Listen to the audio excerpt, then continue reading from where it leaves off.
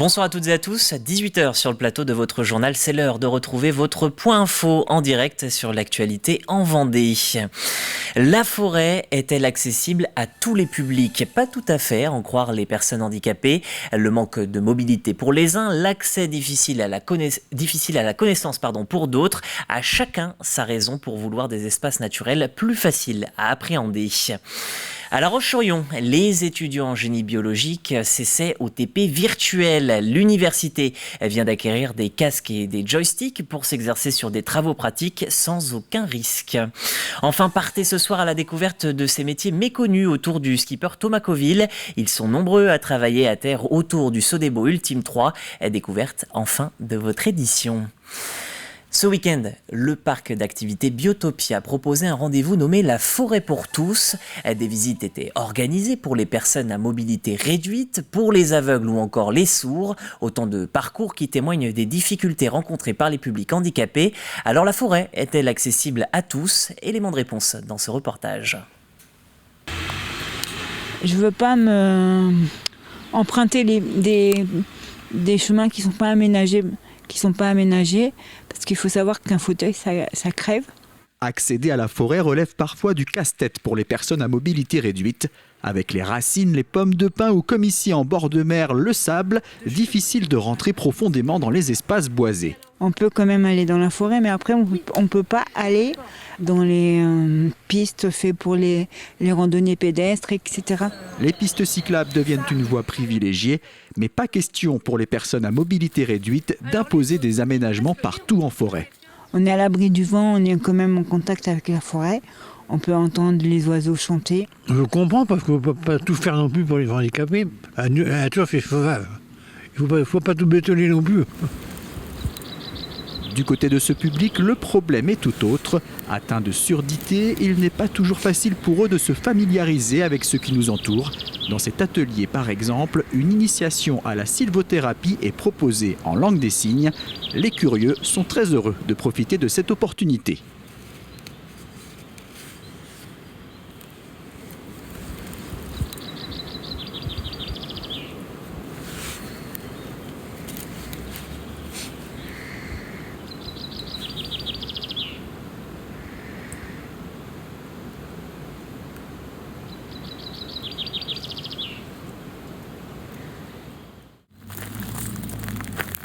Une personne sur 7 de plus de 15 ans est considérée comme handicapée en France.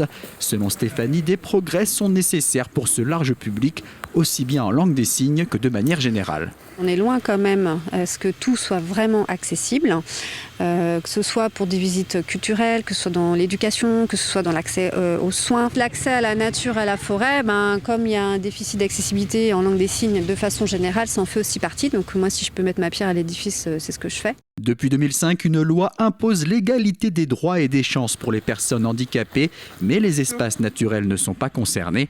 L'Office national des forêts propose toutefois un label tourisme et handicap décerné aujourd'hui à plus de 60 sentiers français. En début de semaine, nous vous parlions du développement de l'heure civique dans le département. Ce programme vise, pour rappel, à offrir 1 heure de son temps chaque mois pour ses voisins ou de parfaits inconnus. La Genétouse et Saint-Révérend étaient les premières communes à rejoindre le dispositif. Et depuis, d'autres villes se sont intégrées, et notamment Fontenay-le-Comte. La ville espère obtenir du soutien pour ces événements, mais aussi pour les associations du pays de Fontenay. Le dispositif de l'heure civique va permettre évidemment à tout à chacun de s'inscrire sur la plateforme pour aider effectivement des événements municipaux, mais surtout et avant tout, j'ai envie de dire, venir épauler et appuyer nos associations locales qui sont en demande et en recherche de bénévoles, que ce soit dans le domaine de la solidarité, de l'environnement, du sport, de la culture.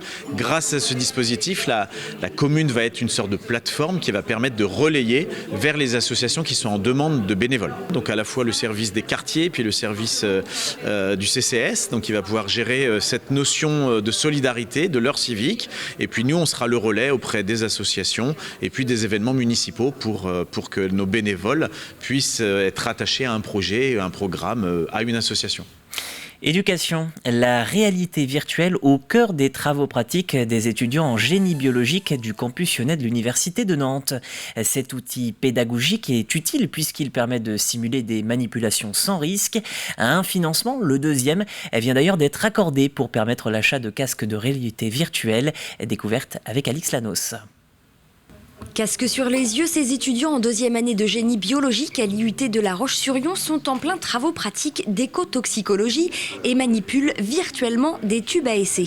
Je dois enlever à chaque fois le bouchon, là par exemple dans le tube.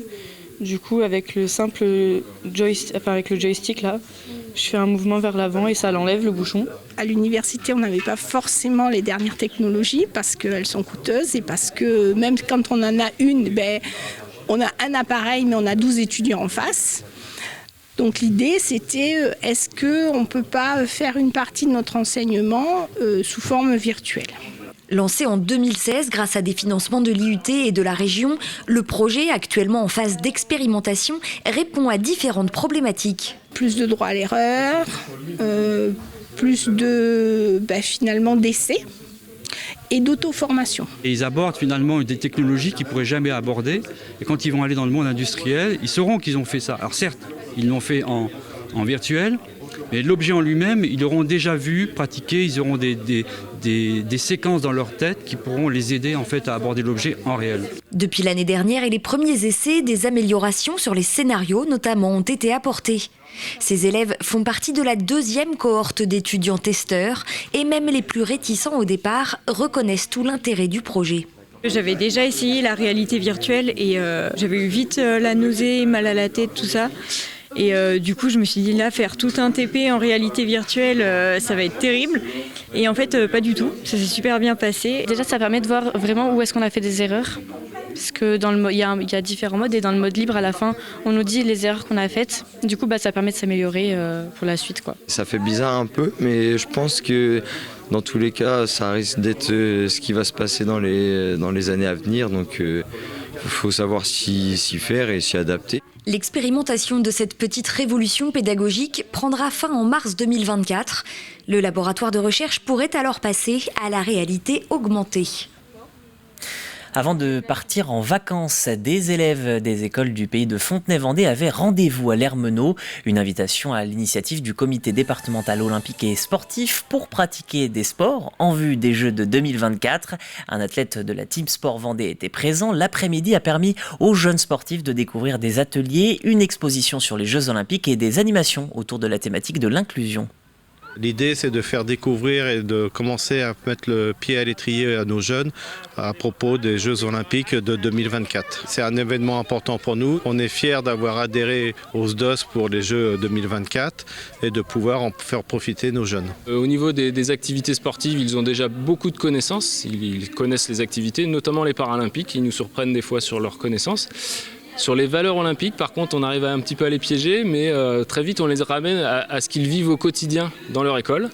Les valeurs de l'olympisme, c'est le faire du meilleur de soi-même, c'est l'amitié, c'est le respect, c'est la solidarité. Donc on rappelle ces bases-là. Pour la seconde fois cette semaine, TV Vendée vous amène à Lorient où mouille le Sodebo Ultime 3 de Thomas Coville. Autour du skipper et du sponsor vendéen, toute une équipe prépare activement le bateau pour le début de la saison. Diane Delangle vous propose de plonger dans le travail dans l'ombre de ces passionnés de navigation. Ils ne sont pas sur le bateau, c'est pourtant bien grâce à eux que le Sodebo Ultime 3 avance. À la base de tout, le chantier où les techniciens manipulent une résine qui vient se durcir autour de tissus, le composite. 80%, 90% du bateau, les pièces sont en composite, donc du mât à la baume, au flotteur, à la coque centrale. Et nous, on est amené, en tant que technicien composite, à réparer et à préparer toute cette pièce-là. On a souvent des pièces à faire avant la casse, donc on prépare des appendices de remplacement. Là, dans les plus prochaines grandes pièces, non, ça va être dévoilé au fur et à mesure des chantiers, réparé quand ça casse, donc être réactif aussi à ce niveau-là. La quasi-totalité des pièces est construite directement sur place. Elles sont pensées ici, au bureau d'études, un avantage en termes de temps mais aussi de confidentialité puisque le bateau évolue en permanence. Il a bien changé depuis sa première mise à l'eau en 2019 pour un tour du monde. La fiabilité avait été privilégiée.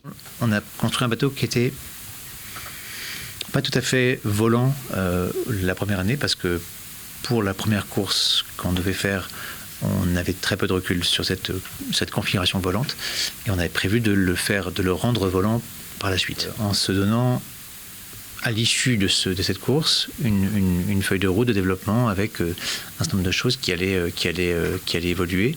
Mais pour performer, il faut des marins bien nourris. À la question « mange-t-on du Sodebo sur l'ultime Sodebo ?», la réponse est oui, préparé et déshydraté sur place. À bord du trimaran Sodebo Ultime, on n'a pas de frigo. Donc, par souci de praticité, de conditionnement et de durée de conservation, on est plusieurs équipes à travailler sur des plats lyophilisés. Mais la particularité, c'est que Sodebo a le savoir-faire pour nous fabriquer ces plats. Ils ont adapté à ses goûts et puis aux apports énergétiques qu'il lui fallait suivant les temps de navigation, la météo. Du pain muesli et des tartines sont même conditionnés. En course, les marins ont besoin de 4 repas par 24 heures. Allez, avant de se quitter, un petit mot de météo. Demain matin, le soleil se maintient sur l'ensemble du département. Peu de nuages au lever du jour. Les températures s'échelonneront de 7 à 9 degrés d'est en ouest. La maximale sur l'île Dieu, de Noirmoutier, mais aussi jusqu'au Sable d'Olonne. Voilà pour ce point info. Merci de l'avoir suivi. L'information revient dès demain matin. Vous retrouverez Caroline Tronche à 7h aux commandes de la matinale. Et de notre côté, on se donne rendez-vous à 12h30. Ce sera pour le journal de la mi-journée. À demain.